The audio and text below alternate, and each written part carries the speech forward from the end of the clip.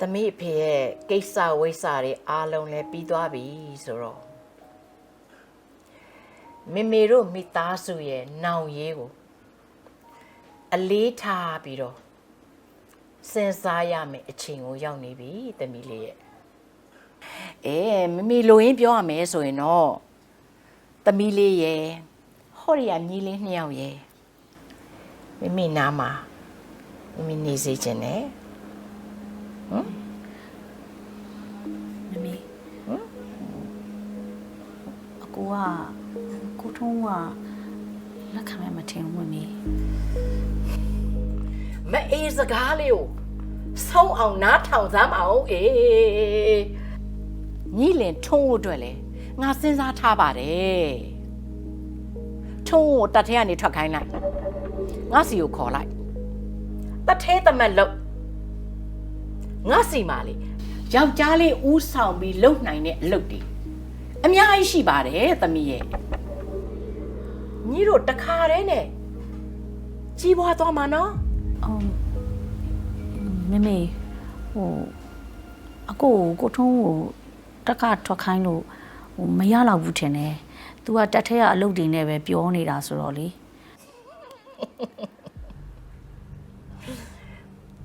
ညီလင်ရလေ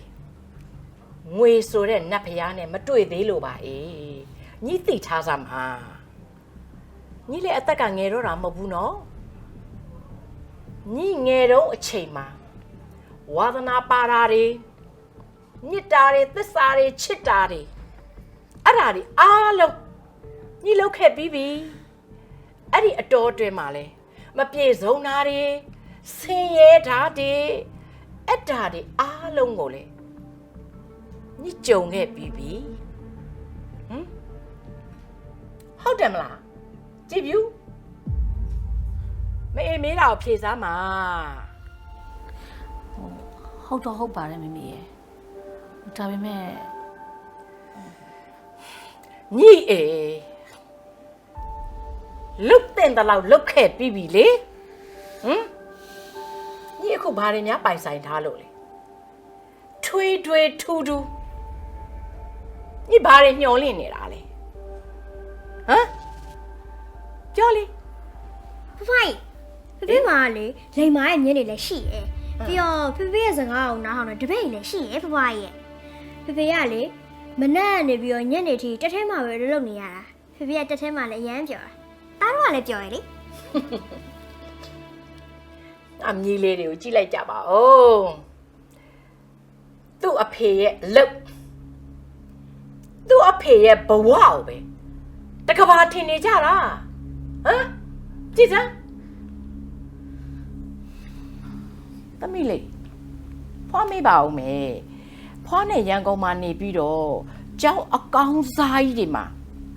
သမီးလေးတက်ချင်တာလားသမီးအဖေရှိတဲ့နေမြို့อ่ะအဲ့ဒီကျောင်းမှာပဲသမီးလေးကတက်ချင်တာလားကြည့်စမ်းသမီးကစာရီတော်ချင်ပါတယ်ဒါပေမဲ့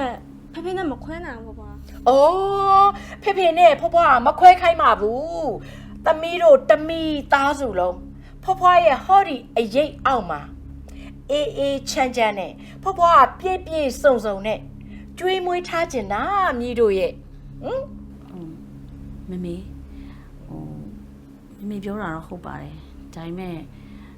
ကိုထုံးကမမေထင်တယ်လို့ဖြစ်မလာခင်ဘယ်လိုလုပ်မလဲ။အော်အဲ့ဒါကတော့သူ့ဟာသူဆုံးဖြတ်ပါစေ။ညီတို့ဂျားတွေကနေဝင်ပြီးတော့ဆုံးဖြတ်ပေးစရာမလိုပါဘူး။ तू ဒီရောက်လာလို့ရှိရင်စိတ်ပြောင်းရင်ပြောင်းသွားမှာပေါ့။ဒါနဲ့ငါသမီးကိုငါမေးပါအောင်မယ်။ပြည့်စုံချမ်းသာကိုညီကြိုက်တာလား။စင်ရဲနဲ့နေရမှာကြိုက်တာလားကြော်လေ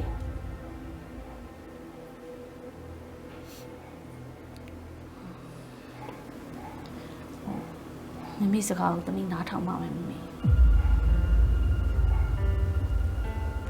တမီးကိုထုံးကိုဒီလိုလိုက်လာခဲ့ဖို့ပဲတမီးခေါ်လိုက်ပါမယ်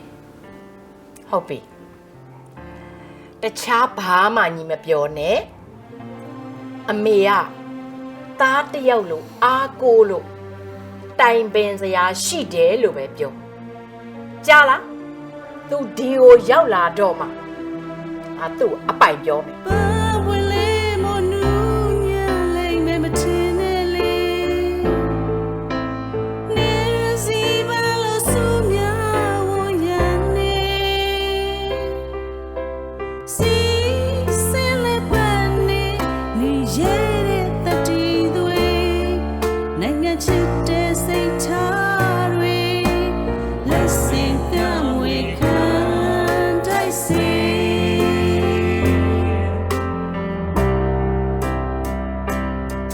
ကြောက်တာလို့မကြော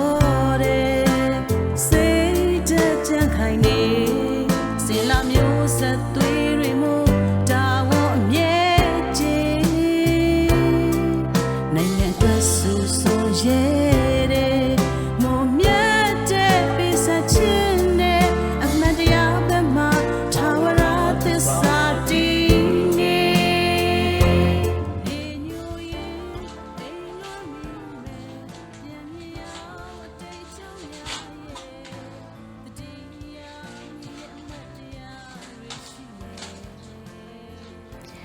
အကိုကြီးရန်ကုန်အိမ်မှာတော့နာရေးကိစ္စနဲ့အလုပ်တွေများနေကြတာအခုမှပဲလူရှင်းတော့တယ်မိသားစုနောင်ရေးကိစ္စတွေတိုင်ပင်ခြင်းလို့အမေကကိုကိုရန်ကုန်လိုက်လာစီခြင်းနဲ့တဲ့အမေနဲ့တွေ့ဖို့လဲစိတ်ထဲမှာဘာမှမထားပါနဲ့အကိုရဲ့အမေကလေကိုကိုသားတစ်ယောက်လို့သဘောထားပြီးတိုင်ပင်ခြင်းတဲ့သဘောပါမဖြစ်မနေလိုက်လာပြီးနော်ချစ်တဲ့ကြည်ဖြူ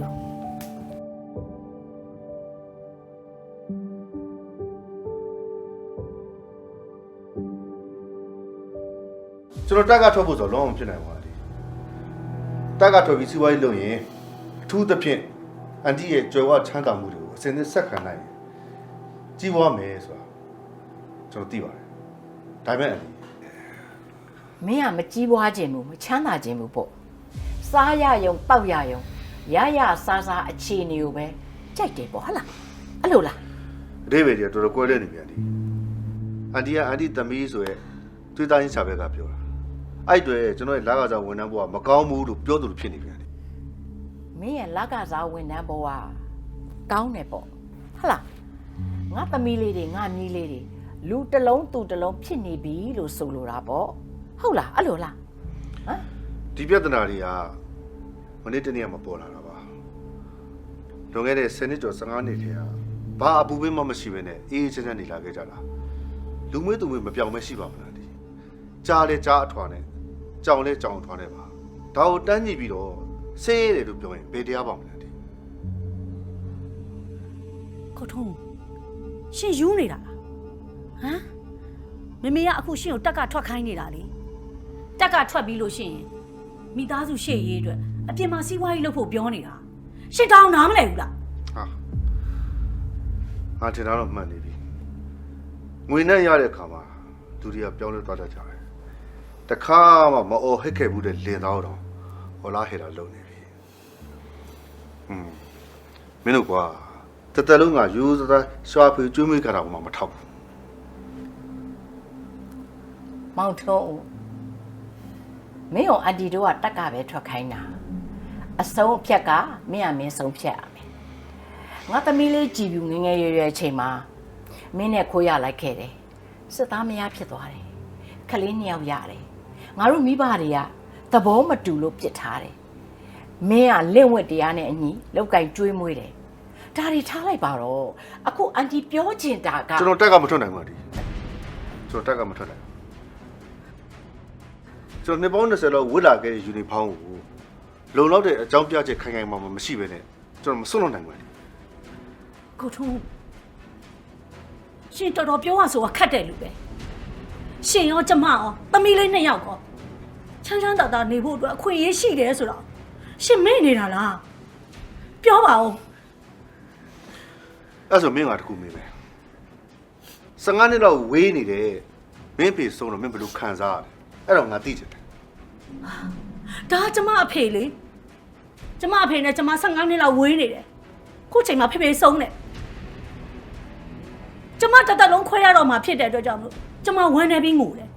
အဲ့ဒါဘာဖြစ်လဲဘာဆိုင်လို့လဲ ငါလည်းအဲ့တိုင်းပဲလေတတ်မလို့ဆိုတာငါ့ရဲ့ဖခင်ပဲငါ16နှစ်သားတွေကငါ့ကိုစောင့်ရှောက်လာခဲ့တာနှစ်ပေါင်း20ကျော်ခဲ့ပြီအခုချိန်မှာမှငါမိဘကိုငါစွန့်လို့မယ်ဆိုရင်တရားပါမလားအေးမင်းရဲ့ခန္ဓာကိုယ်ထဲမှာမင်းမိဘရဲ့သွေးတွေစီးဆင်းနေတယ်ငါရဲ့ခန္ဓာကိုယ်ထဲမှာတတ်မလို့ရဲ့သွေးတွေစီးဆင်းနေတယ်မင်းတို့ကွာမင်းတို့လူတယောက်ရဲ့စိတ်ဓာတ်လူတယောက်ရဲ့ခံယူချက်ကိုအလေးထားပေးကြပါ အေးကွယ်အတ္တမကြီးတဲ့ဖခင်တယောက်အနေနဲ့ကို့မိသားစုရဲ့အနာဂတ်ကိုလည်းအလေးထားပေးပါဦးလို့ ကိုတော့ကျမရှင့်စိတ်နဲ့အတ္တအရန်အံ့ဩတယ်ကျမနဲ့သမီးလေး2ယောက်ရဲ့ရှေ့ရေးအတွက်ရှင်စဉ်းစားပေးပါဦး စဉ်းစားမယ်တည်တည်ချာချာစဉ်းစားမယ်ငါစဉ်းစားမှာပါလဲဆိုတော့မနေ့ပြန်ဖို့ပဲမင်းတို့ကစဉ်းစားပြင်ထားကြတယ်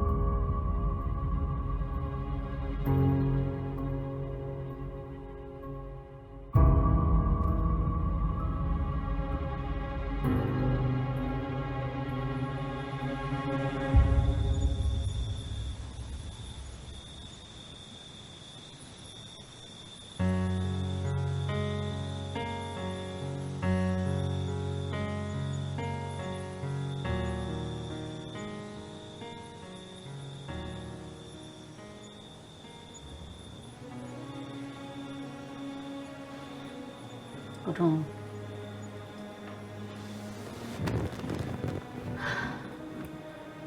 ရှင်ကကျမနဲ့သမီးလေး2ယောက်ကိုထားခဲ့တော့မယ်ပေါ့ဟမ်ရှင်ကတက်ကိုတယောက်တည်းပြန်တော့မယ်ပေါ့အဲ့ဒီလိုလား ဒီတစ်ခါမင်းငါလောက်ကိုမလိုက်နိုင်ဘူးဆိုတော့ငါသိပြီလေသမီးလေးနှစ်ယောက်ကိုပဲလူသားမြောက်ဆောက်ရှောက်ပေးပါကွာ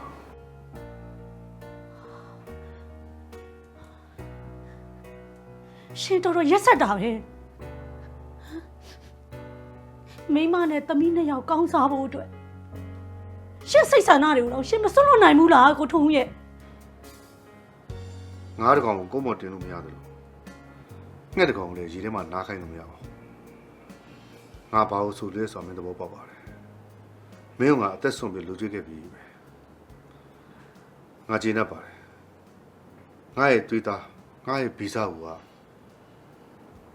စစ်သားတွေရဲ့အတိုင်းအမှာပဲငါပြောတယ်ငါ့ကိုရေထဲကိုဆွဲမချပါနဲ့ဒါငါပတ်ဝန်းကျင်မှု မောင်ထုံးမင်းပတ်ဝန်းကျင်မဟုတ်တဲ့ဒီနေရာကနေမင်းထွက်သွားမယ်ဆိုရင်တော့ဒီမနေ့ဟာမင်းနဲ့ငါတို့ရဲ့နောက်ဆုံးရေစက်ကုန်ချိန်ပဲမောင်ထုံးဦး ရှောက်ရအန်ဒီတို့နဲ့ကျွန်တော်ကြားမှာမုန်းတီးစရာ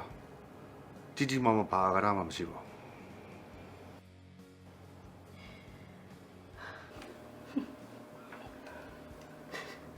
း မိမနဲ့သမီး2ယောက်ကို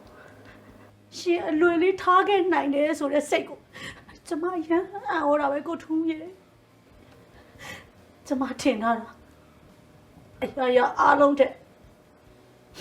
မိသားစုကိုပို့လိုက်မယ်လို့ကျမထင်ထားခဲ့မိတာကိုထုံးကျမရမ်းမှားသွားတယ်ရှင်တော်ရက်ဆက်တယ် ငါမိသားစုကိုအသက်ဆုံးပြီးလို့ကြွေးချင်တယ်အရှက်ဆုံးပြီးတော့မမမေးချင်ငါတို့ငွေမရှိတဲ့ကောင်တယောက်တွေဂုံတိတ်ကတစ်ခုလေးတော့ဖက်တော်ကုန်ပြီပါကွာ ရှင်တော်လိုက်တော့ကိုမိမနဲ့သမီး2ယောက်အတွက်တောင်ပါရှင်အုံနောက်ထဲမှာမရှိတာရှင်ကလေအယူမှတကယ်အယူစစ် ရှင်းလို့အယူတစ်ယောက်အတွက်ကျမသမီး2ယောက်အတွက်အနာဂတ်ကိုကျမအပြည့်စည်မခံဘူး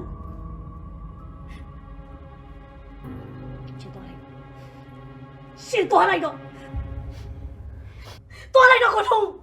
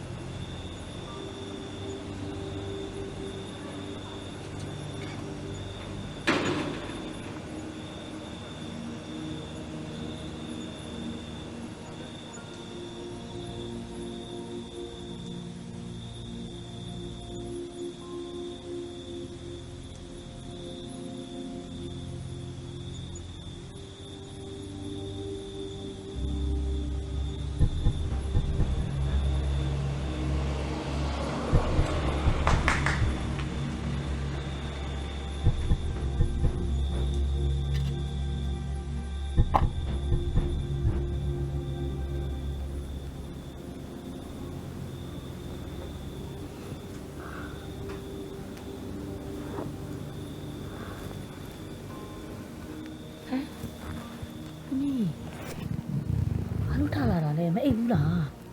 မေမေနဲ့ဖေဖေစကားများနေတယ်ကတမီးတို့ညီမနှစ်ယောက်နိုးနေကြတာ မင်းအဲ့ဆိုငယ်မရောငယ်မဘာမှလဲ ညီမလေးမရှိတော့ဘူးမေမေ ဟဲ့မရှိတော့ဘယ်ရောက်သွားလို့လဲ ညီမလေးအိမ်ကထွက်သွားပြီ ဟဲ့ရောက်ထွက်သွားတယ်ဘယ်ရောက်သွားတာလဲဟမ်သမီးပင်တော့လိုက်သွားတာလားဟုတ်လားဟမ် တမီးမသိဘူးမေမေ ဒုက္ခပါပဲကိုထုံးငါ့ကိုဒီလိုလာလို့ဘယ်ရဒုက္ခသမီးလေးမမေရဲ့မမေလာပါဘာဖြစ်တာလဲဘာဖြစ်တာမေငယ်မလေးမရှိတော့ဘူးမေဟဲ့ဘယ်ရောက်သွားလဲသွားတာလေဟဲ့ရွှေကြီးလာစမ်းမင်းလားငါ့ကိုကားတူသွားယူပြီကားတော့ယူလာခဲ့ငါကတောင်ကြီးကားဂိတ်ကိုလိုက်သွားမယ်မေသမီးကားဂိတ်ကိုလိုက်သွားမယ်လိုက်ခေါ်လိုက်မယ်နော်မေနော်သမီးဖွားဖွားနဲ့နေခဲ့နော်မမေကိုစိတ်ပူအောင်မလုပ်နဲ့ကြားလားဖေသမီးထားနော်ဟုတ်ကဲ့မေနော်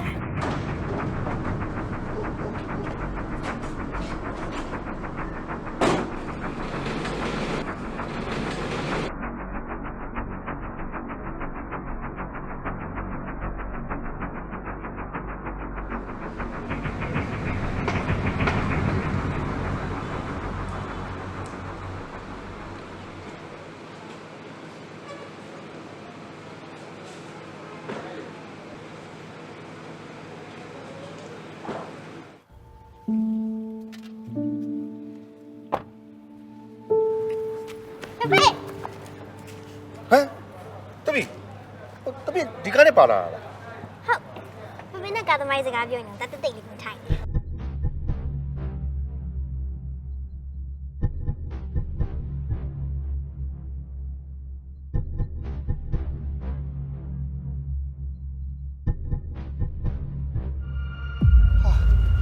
ဒုက္ခပါပဲတပည့်ရဲ့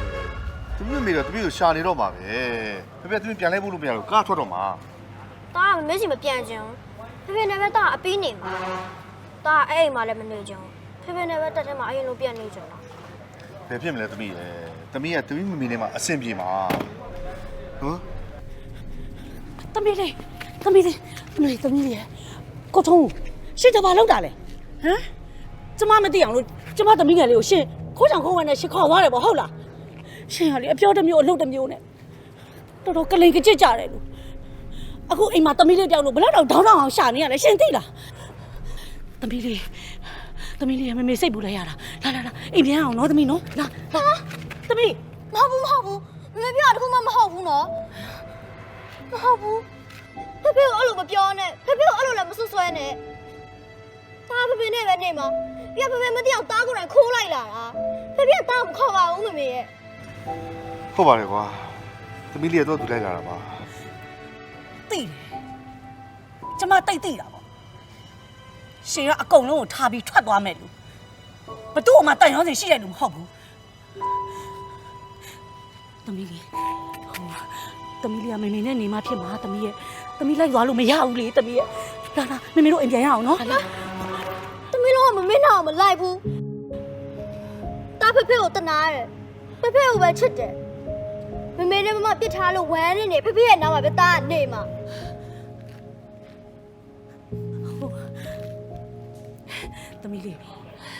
သမီးလေးအဲ့လိုလုပ်လို့မရဘူးသမီးရဲ့မေမေကလေသမီးနဲ့မမအတွက်ကိုဟိုးရှေ့ရေးထိစဉ်းစားပြီးအားလုံးစီမံထားပြီးပြီသမီးလေးရဲ့သမီးလေးလိုက်သွားလို့မရဘူးသမီးရဲ့ တာအရှိတယ်ဖေဖေပဲစီမံမင်းလိုက်မယ် ခက်တော့တာပဲ မေထက်ခေါ်မဲဆိုလို့ရှိရင်တော့တာထွက်ပြေးမှာနော်ဘသူမှရှာလို့မရတဲ့နေရာပဲတာထွက်ပြေးမှာ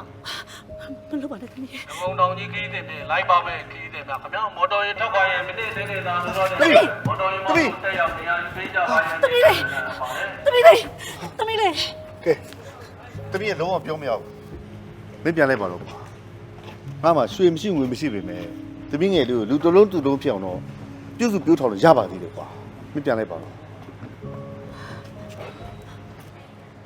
သမီးငယ်လေးသမီးလေး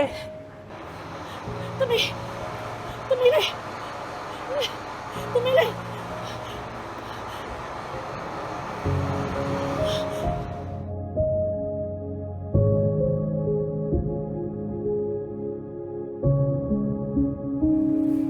ဖေဖေနဲ့ညီမလေးတို့ကပြန်သွားကြပြီပပတမီးတို့မိသားစုပြန်ဆောင်ကြမှာလားယင် ပြန်ဆောင်ကြမှာပေါ့ငါမီးရဲ့အခုချိန်ကနှစ်ဖက်မာနာချင်းပြိုင်နေတဲ့အချိန်ဆိုတော့ညီလေးတို့ခဏတော့ဝင်းနေရမှာပေါ့မီးရဲ့ ဘယ်လောက်ထိဝေးကြမှာလဲယင်တစ်နှစ်လားနှစ်နှစ်လားသုံးနှစ်လား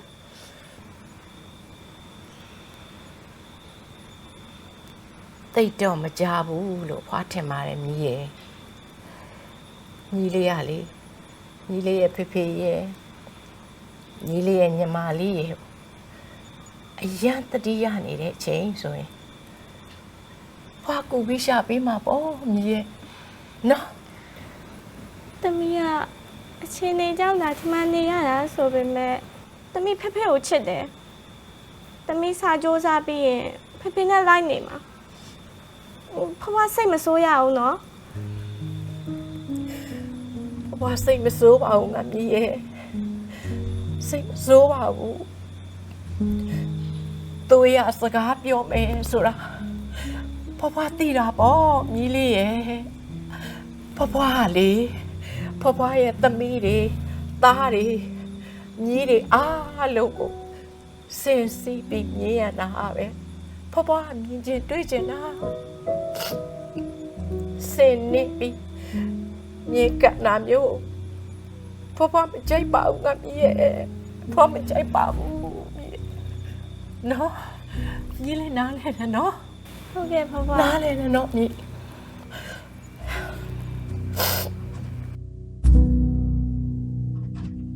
ဟာညီမလေးကတက်တိတ်တိတ်ကောင်းတာပဲနော်ဖေဖေနာကိုပြန်လိုက်လားမကြောက်ဘူးလားအဲ့ဒီအချိန်မှာတော့ဘာမှမကြောက်ဘူးဒါပေမဲ့ဖွားဖွားရဲ့အိမ်ထဲကထွက်သွားတဲ့ဖေဖေကိုကြည့်ပြီးတော့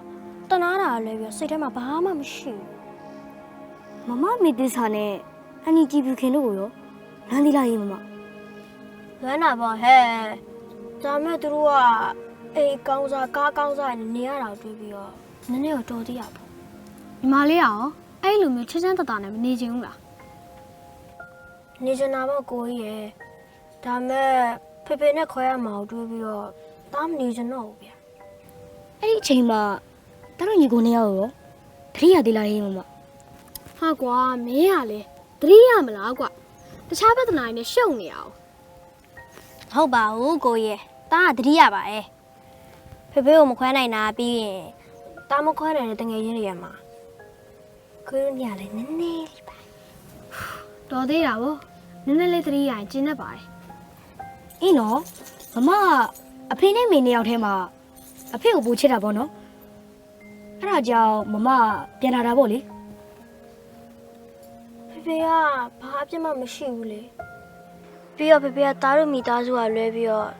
တွေ့တာစရာဘာဆွေမျိုးမှလည်းမရှိဘူးအဲ့တော့တာပို့ပြီးတနာတာပေါ့ပြီးတော့ဖေဖေကတားတို့မိသားစုကို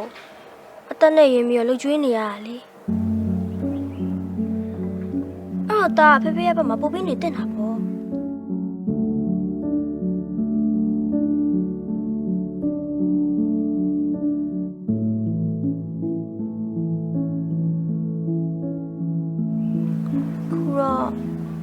မိသားစုရတကယ်တပြားတည်ဖြစ်သွားကြတာပေါ့လေ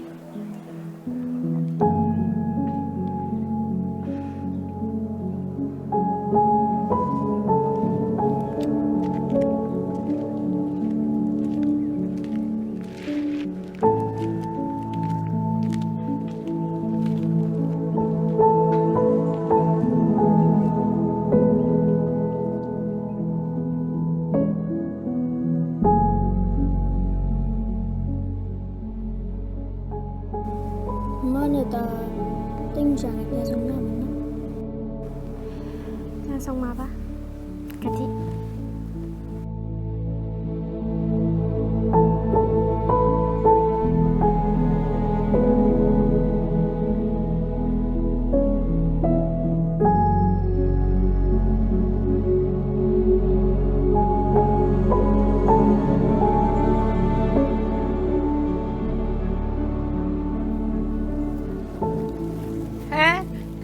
ဘယ်သူထိုးပြီးရှောက်သွားနေကြတာလဲထမင်းစားချိန်တော့ရောက်နေပြီသမီးလေးခင်သစ္စာជីជីတို့နဲ့တခါတည်းထမင်းဝင်စားသွားသမီးကြိုက်တဲ့အမဲကြောက်ကိုလေခင်းကျင်သီးလေးနဲ့ချက်ထားတယ်ထမင်းနေရောဟင်းနေရောအများကြီးပဲလာ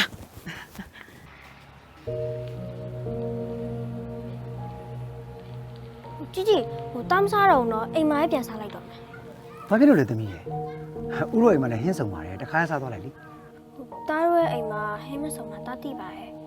ဒါမဲ့ဟင်းမစုံတဲ့အပြင်ထမင်းအိမ်မှာလူတယောက်လိုဖေဖေထမင်းမစားဝင်မှာစိုးလို့ပါတားပြန်တော့မယ်နော်အိမ်မှာဖေဖေလည်းထမင်းစားဖို့စောင့်နေ အေးပါပဲ အဲ့မိသားစုလို့အခုလိုမြင်နေတွေ့နေရတာကျုပ်ရှင်ထဲမှာမကောင်းတော့ ဟာဘယ်တတ်နိုင်မလဲကွာဒါလူဘွားရလှည့်ပြောင်းမယ်လေကဲသားတို့ထဲဝင်မယ်လက်စပ်ပြီးထမင်းစားကြမယ်ကလား လာရဲပါတော့ လာဟောရှောက်သွားတာလားဝေး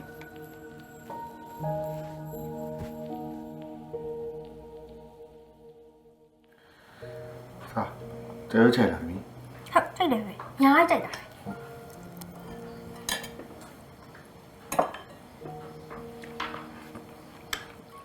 ဖေဖေကိုမေးအောင်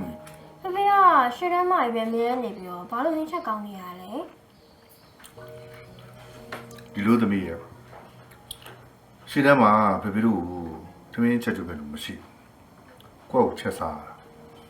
အိမ်မှာလို့ဟင်းမရှိရင်ဈေးသွားဝယ်လို့လည်းမရအောင်အဲ့တော့တောထဲမှာရှိတဲ့တီးရွက်တွေရသမျှအကောင်မလောင်တွေသားငါးတွေအဲ့ဒါတွေမကောင်းကောင်းချိန်နေတာဖေဖေတို့ကလက်ရည်တက်လာကြတာစစ်သားတော်တော်များများဟင်းချက်ကောင်းကြတယ်သမီးရ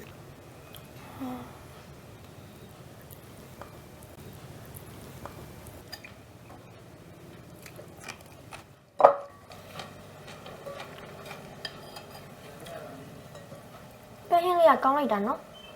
မမသားဆိုရင်တိတ်ကြိုက်ပါ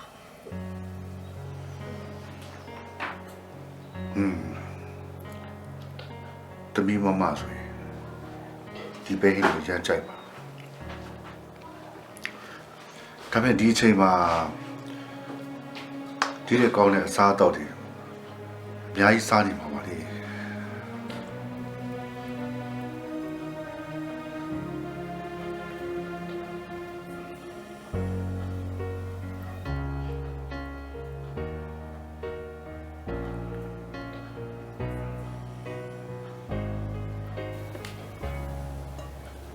ဖေဖေကအရင်မတောက်လား ဘာလို့တော့လဲသမီးဘာဖြစ်လို့လဲ တားကြည့်ပြီးတော့ကြံမိုးဆိုရင်ရှင်ကားကြီးတွေကစန်နီယာဦးနေမောင်ဆိုတဲ့လူကြီးကသူ့မိမမရှိလို့စိတ်ညစ်လို့အရက်တောက်ရင်းနဲ့အရက်သမားကြီးဖြစ်သွားတာ ဟာသမီးရလေမနေချင်လို့ထွက်သွားတဲ့သူကိုလွမ်းနိုင်အရက်တော့မယ်စားအနားမှာရှိတယ်ဟောဒီကလေးလေးကိုပဲ အရင်ကတည်းကနှစ်ဆတိုးပြီးတော့ချစ်လိုက်တော့မှာပေါ့သမီး ဟေးတကယ်ပြောရလားဒါပြောရရင်နော် ကဲထဲစားမင်းများစား ထက်စား သမီးလေးစားထဲစား ဒီလေးထက်စား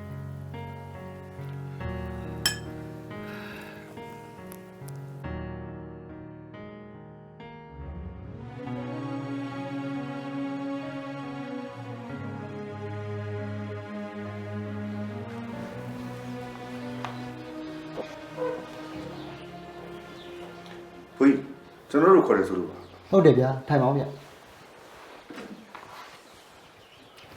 ခင်ဗျားတို့မျိုးစလုံးတာမတစ်ကိုပြောအောင်မယ်အဲ့တော့မြေတစင်ရတယ်တော်ရပါဘူးကြီးတာမတစ်ဆိုတော့ကျွန်တော်နဲ့တင်တက်ပဲဗျာ ကျေးဇူးပါဘုရားပြင်ဆင်ဖို့လည်းကျွန်တော်ခွင့်လို့ပါ ဆက်လို့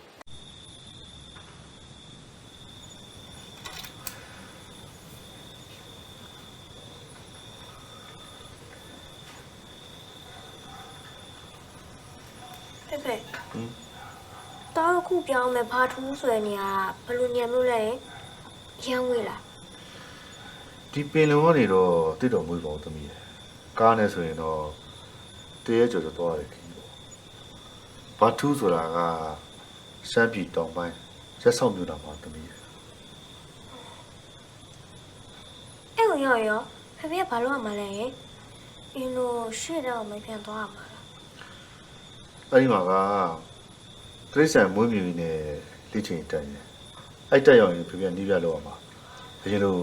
စီတန်းထွက်ချမလို့တော့ တော်သေးတာပေါ့နော်ဖေဖေရဲ့မဟုတ်ရင်တာစိတ်ပူအောင်မှာဟာဒါနဲ့ဖေဖေတာတော့ခုပြောင်းမနေရမမေနဲ့မမကိုရောက်ဖူးလားယင် သူတို့မရဖို့သေးဘူးသမီးရဲ့ ဒါဆိုလာလို့လွယ်လားယင်ဖေဖေ လာခြင်းအနည်းလေးပါသမီးရဲ့မလာခြင်းသာဝေးတဲ့ဝေးတော့ကြတော့ပါ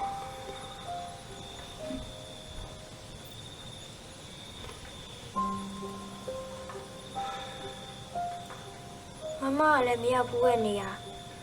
မမကလည်းမသိရဲ့နေရဆိုတော့ပို့ပြီးဝေးသွားမလားမသိဘူးနော်ဖေဖေ တန်တရားခီးဆိုတာလေပတ်နေတာပါသမီးရဲ့တနေ့ဒီတစ်ချိန်ချိန်မှာပြန်ဆောင်ကြမှာပေါ့ တော်ပါသေးရဲ့ဖေဖေရဲ့ကိုကြီးရဲဝဲအောင်နဲ့တူတက်ပြောင်းလို့ပေါ့မဟုတ်ရင်လူတွေကိုလွမ်းလို့တောင်းတိတ်လိုက်မယ်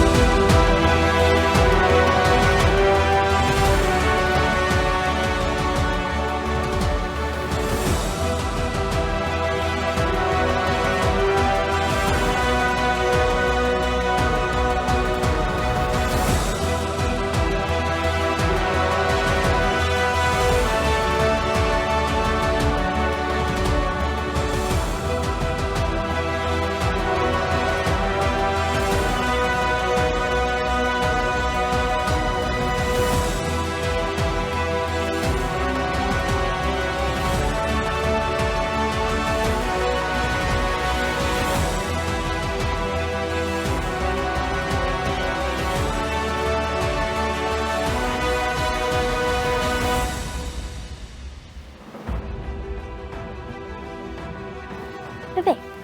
ဒီကိုရောက်တာပြောလားယင် ဒီရောက်တာလားဖေဖေကတော့ဘဲတော့ပျော်နေရတော့သမီး တားတော့လေအလွန်နေနဲ့ပြောနေတာ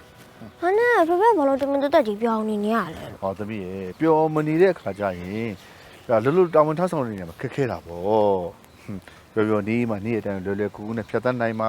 တကူတောင်းဝန်ကြည့်အောင်ဆောင်ရွက်နိုင်မှာဘောပြီလား နည်းနည်းတော့ပေါက်တယ်ဖေဖေရဲ့ဟိုဒါနဲ့ဟိုကစစ်ခံတရားစစ်လာတထောင်နဲ့အဲ့ဒါဘာကိုပြောရလဲ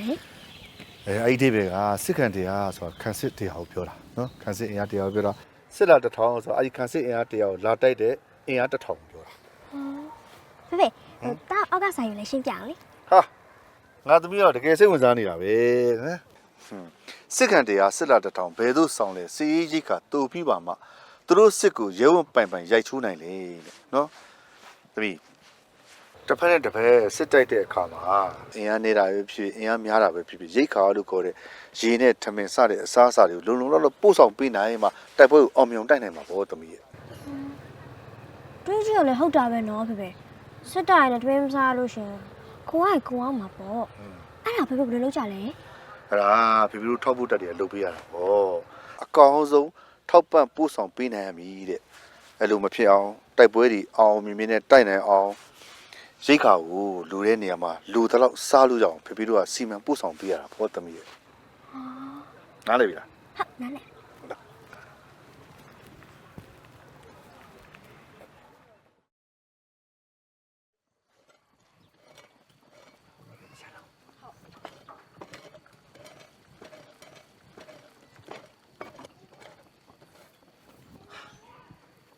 ငါမိမတော့လေဘာဖြစ်တဲ့သားကိုပြောင်းလာတာတော်တော်လေးကိုပြောင်းလာမှပုံနော် ဘာဖြစ်လို့လဲဖေဖေဟိုပတ်စံပိုးရလို့လား ပတ်စံရတာတဲ့ပိုးတာဗောသားရဲ့ဘထုမာလေဘာပင်မဲဆက်ဆက်အကုန်လုံးထပေါက်နေတာမြေစီမြေနှစ်ကလည်းကောင်းတော့လေဒီစမအောင်မှာဖြစ်ထုံးလိုက်တဲ့ပင်နေဆိုတာ ဒါဆိုမမေးချက်တဲ့အခါပတ်စံမကုန်တော့ဘူးပေါ့ ဒါဗောသားရဲ့အသားဟင်းတစ်ခွက်လောက်ချက်လိုက်ပြီးလို့ရှိရင်ဟောဒီကလတ်လတ်ဆက်ဆက်ဟင်းသီးဟင်းရွက်တွေခူးပြီးတော့ထမင်းစွဲအပြည့်ပြင်ပြီးစားလိုက်လို့ကတော့ရတာလည်းရှိမယ်ကျမိုင်းနဲ့လည်းညီညွတ်မယ်ပြီးတော့ပိုးလာတဲ့ဈေးဘိုးလေးလည်းမမေစုလို့ဆောင်းလို့ရတာဗောသားရဲ့ မမေကဟင်းသီးရက်တွေအများကြီးစားရလို့ပြောတယ်တောက်လည်းပြောပါတယ် ငါသားကဘာဖြစ်လို့ပြောတာလဲ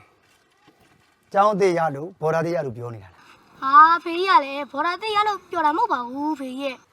ဘော်ဒါအဟောက်ဒီကိုပါလိုက်လို့ပြောတာဟေ့မင်းဘာလျှောက်ပြောနေတာဟုတ်တယ်လေကိုကြီးပဲမခင်သေးစားနဲ့အတူတူဘာထုကိုပြောင်းလာလို့ဆိုပြောနေရလေရတော့ပြောနေကြမဟုတ်လား ကိုမြတ်သေးတော့သားတွေပြောနာနားထောင်ကြည့်အောင်နော်ကြည်စမ်းမအောင်တကက်ကလေးတွေရှာရှာပေါက်ပေါက်ကလေးတော့ ជីជីရဲ့ជីជីတာမိုက်စားလို့ဘာဟင်းချက်ထားလဲ ကြည်စမ်းမအောင်ငါသမီးလေးရောက်လာပါပြီတော့ပြောရင်းဆိုရင်ရောက်လာတာအသက်ကရှေးအောင်မှာတော့ အရင်တော့ဖေဖေကိုထမင်းဝိုင်းမှာတယောက်တည်းမထားချင်ဘူးတဲ့အခုတော့ဘိုက်စားရပေါ့ဖေဖေကဒီနေ့ရုံးမှာတောင်းဝန်ချက်ကြီးကြလို့အာတောင်းအစင်ပြေတယ်လို့စားလိုက်ဆိုလို့ငါဟာနဲ့ငါအစင်ပြေနေအောင်လားစားဘာဖြစ်လဲဟုတ်တယ်နော်ជីជី ဟုတ်တာပေါ့သမီးလေးရေငါသမီးလေးကိုမပြောကြပါနဲ့ကဲအားလုံးသိကြနော်ဒီနေ့ခုစီပြန်လေးချက်တယ်သမီးစောစောစားကြမယ်လာသမီးလေးလာ ကဲတော့အော်လက်စေးဦးနော် ဟုတ်ပြီ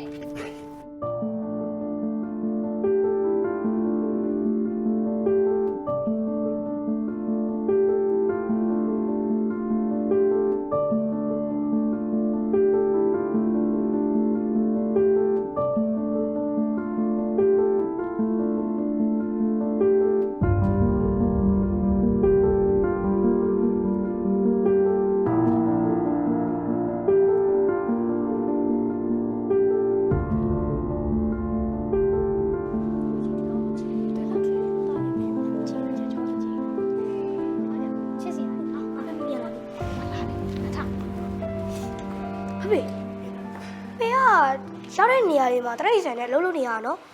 ဟိုတော့ကနင်းနေလာယူတယ်အခုကျနွားရင်အဲ့တော့ဘာလာအောင်ပါလဲ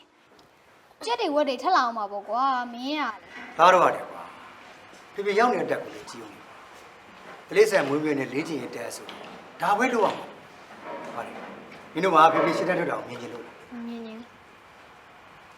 ဟုတ်တာပဲဟာနင်းရလေဦးမြတ်သိန်းနဲ့ဖေဖေတို့ကအခုမှအိမ်မှာနေရတာလေဒီလောက်ရဘယ်တော့တောင်ကောင်းလဲအချိန်တိုင်းအိပ်ပြန်လာရုံပဲတော့တားစိတ်ထဲမှာအခုမရှင်းရရှိဟိုဖေဖေတို့ဒီလိုတက်ထဲမှာငွားတွေဝက်တွေကိုအများကြီးမွေးနေကြဘာလို့ပေါ့ ဒါဒီလိုရှိတယ်ဟောနေနေဖေဖေကသားတို့ပြန်ပြီးဒီစုံဝင်မှာစိုက်ဖို့ရှိတယ်အဲ့စိုက်ဖို့မှာဘာရေးထားတယ်ဆိုတာကို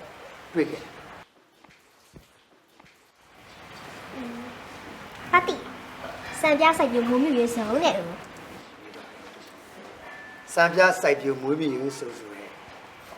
စံပြဆိုတဲ့အဓိပ္ပာယ်ကိုသိချင် မသိဘူး စံပြဆိုတာဘာတော့မှမလဲဆိုတော့စံနမူနာနဲ့လုပ်ပြတာ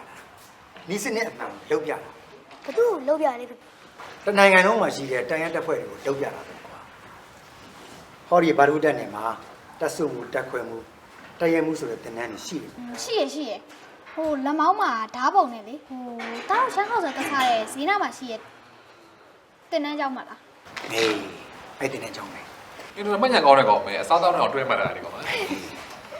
အဲ့ဒီနဲ့ကြောင်းပဲကွာအဲ့ဒီနဲ့ကြောင်းမှာလာတက်နေတဲ့အရာရှိတွေကဖေဖေတို့ရဲ့စိုက်ပွေးမွေးမြူရေးနေစတဲ့အမှန်တွေကိုစနစ်တကျနဲ့တင်ယူကြတယ်လေ့လာကြတယ်အပြီးတော့သူတို့တက်ကိုပြန်ပြီးတော့စိုက်ကြမွေးကြလုပ်ကြတာအဲ့လိုမျိုးစနစ်တကျနဲ့စိုက်ကြမွေးကြတဲ့အခါကျတော့တက်တွေမှာရိတ်ခါတော့လုံလုံရရှိတာပေါ့ကွာဖေဖေတို့အနေနဲ့ဘာလို့ပါဇာတိဥရတဲ့အကောင်ရေခံမြေခံလည်းကောင်းဆိုတော့စံပြအနေနဲ့စိုက်ပြမွေးပြတာပိုကောင်းတာပေါ့ကွာရှင်းပြီလား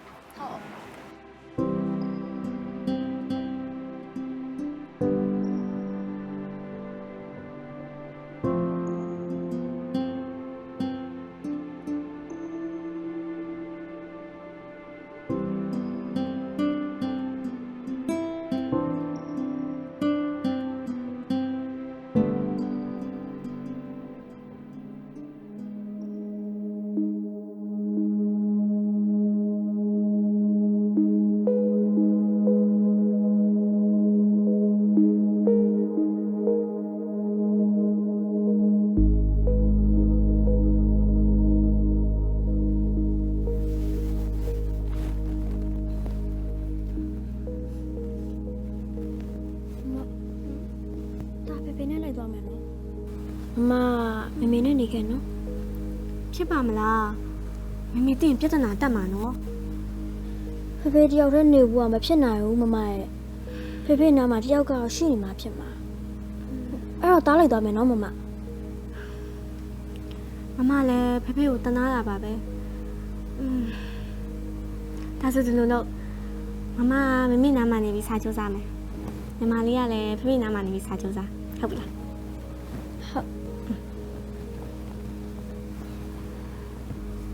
မနဲ့တာ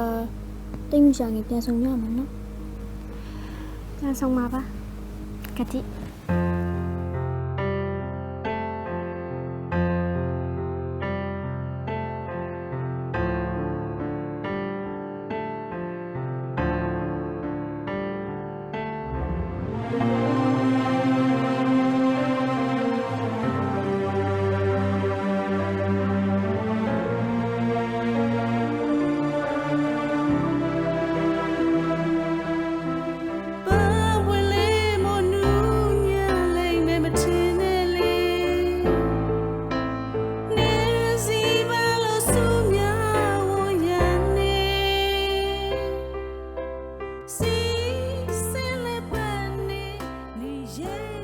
ကိုမြတ်သိန်း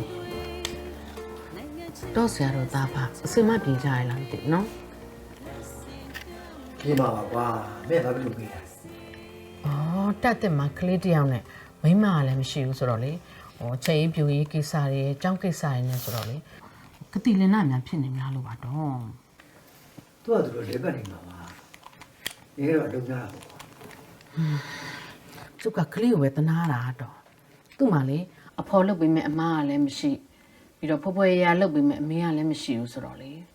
ဒါဆိုရင်မမေကပဲအိမ်မှာခေါ်လာပြီးလုပ်ပေးလိုက်ပေါ့မမေပဲသမီးမိတ်ကလေးရရင်အဖော်ရတယ်ဆိုပြီးပြောနေရလေ လာပါပြီဗျာခင်းသစ္စာရဲ့ရှင်းနေလာပါပြီ ဟေးရှင်းနေဆိုတာဘာလဲဟိုအရှိဆုံးမှာပဲနေနေတူလား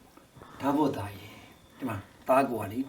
ခင်းသစ္စာအကြောင်းပြောမယ်ဆိုရင်ရှေ့ရနေပြီဘုံမင်းမိခါကြီးကဒီပြောလို့ရှင်းနေလို့ပြောတာရှင်းနေကြီးရှင်းနေကြီး ဟာမမေရတယ်တားမမေရဲ့စားပြောပြရပါတကယ်တော့လေတားမမေရဲ့ရှင်းနေနေပါအခုဆိုရင်လေကိုကြီးကလေကြည့်လေလောက်ရုံတော့မကတော့ဘူးမမခင်တေစာကိုလေလက်ဆောင်ပေးဖို့မဟုတ်ဘူးပါစူသားသေးဟာဟာဟေ့ငါမလားငါမဟုတ်ဘူးဆိုတာလေငါမေလို့ပြောမိလို့လားဟင်းမမခင်တေစာကိုခေါင်းစည်းချိုးပေးခြင်းလို့ပတ်စံလေးစူတာဟုတ်အေးပါနောက်ဆိုရင်လေအဲ့ရဝင်တိုင်းမင်းကငါဘာစကားမှမပြောတော့ဟုတ်လားထားဟော ကိုကြီးအဲ့လိုတော့မလုပ်ပါနဲ့ဗျာတောက်လေပြောလက်ဆက်ပုံလေးတော့ဆက်ပြောပါပါနော်ကိုကြီးနော် ဟာ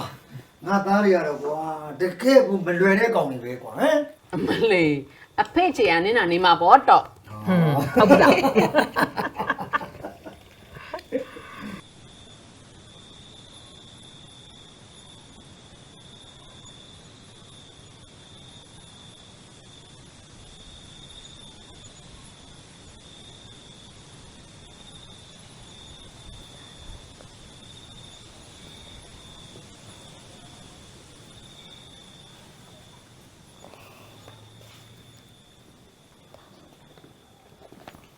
သမီး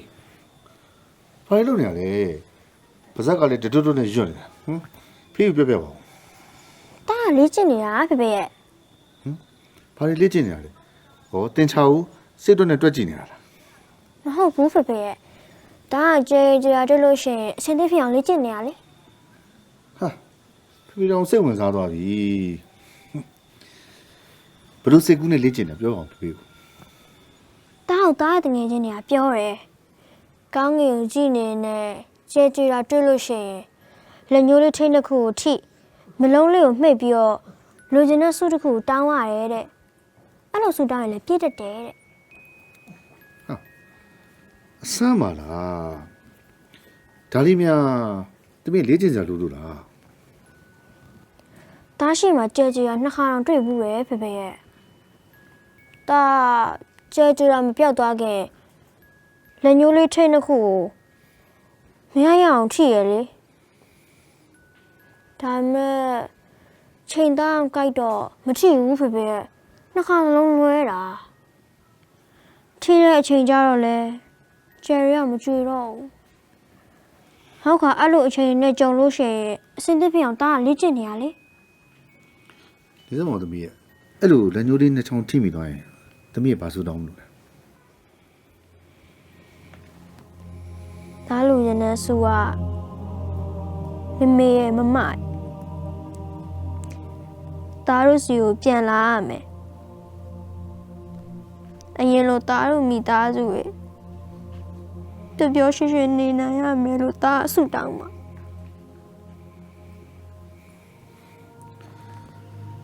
ဖြစ်လာမှာပေါ့သမီးလေးရဲ့ဖေးဖေးပါဝိုင်းပြီးဆူတောင်းပေးမယ်နော် သူလည်းမထင်ပါဘူးဖေဖေရဲ့ခန္ဓာတစ်ခုထဲမှာရှိရဲ့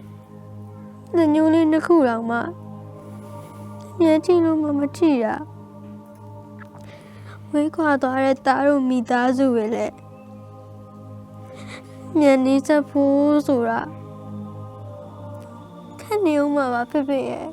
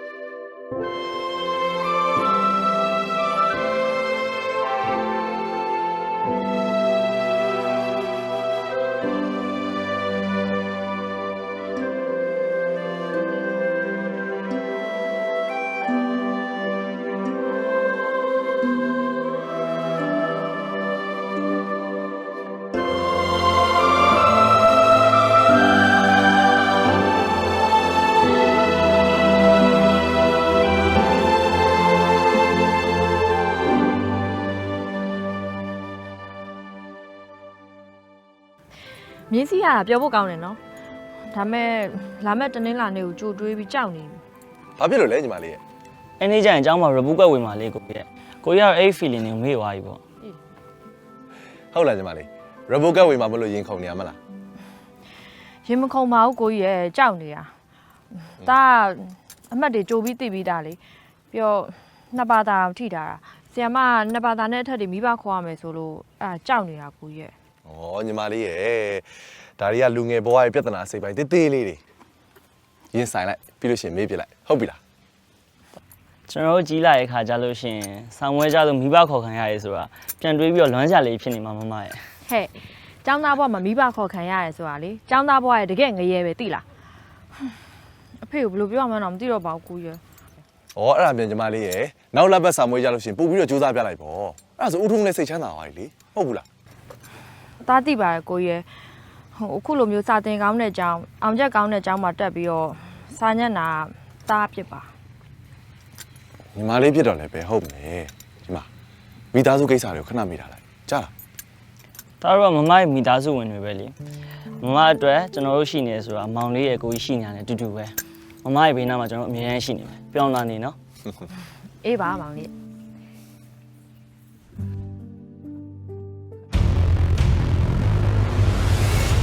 ဖြစ်လာတယ်ကောင်းပါကျောင်းပါလိမ့်လား ကိုတုံးကိုတုံးကျမစကားနားမထောင်နိုင်နဲ့ဒီတစ်ချက်မှာပဲရှင်ပေကပ်ပြီးနေခဲ့တာကျမတပီဒီဆယ်ရန်ဆောင်မွေးကြတယ်ဆို